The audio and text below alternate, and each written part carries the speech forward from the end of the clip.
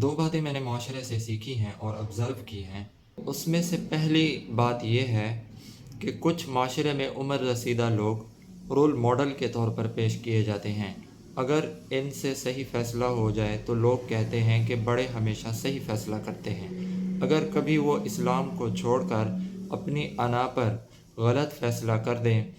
اور ان فیصلوں کے نتائج معاشرے پر غلط اثر و رسوخ پیدا کریں تو لوگ اس کا ذمہ دار تقدیر کو ٹھہراتے ہیں کہ جی بس اللہ کی طرف سے یہ نقصان ہونا ہی تھا تو ہو گیا، اور یہ لوگ غلط فیصلہ کرنے والے کو اس کے عمر رسیدہ ہونے کی وجہ سے کچھ نہیں کہتے۔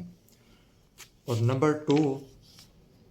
میں کبھی بھی یہ نہیں کہوں گا کہ عمر رسیدہ لوگ سمجھدار ہوتے ہیں اور ہر فیصلہ ہمیشہ صحیح کرتے ہیں،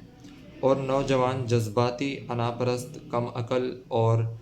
ان ایکسپیرینس ہوتے ہیں اور ہمیشہ غلط فیصلہ کرتے ہیں۔ بلکہ میں یہ کہوں گا ہر وہ شخص سمجھدار، قابل احترام اور ہدایت پر ہے جس نے اپنی زندگی کے فیصلے کسی پرائمری اور اوتھینٹک سٹینڈرڈ کو سامنے رکھ کر کیے ہوں،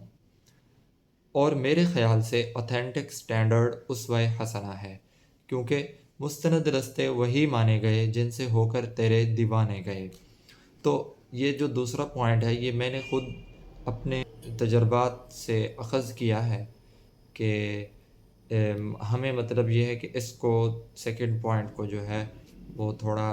امپورٹنس دینی چاہیے، اور میری جسٹ یہ صرف رائے ہے، آپ اس سے اختلاف بھی کر سکتے ہیں،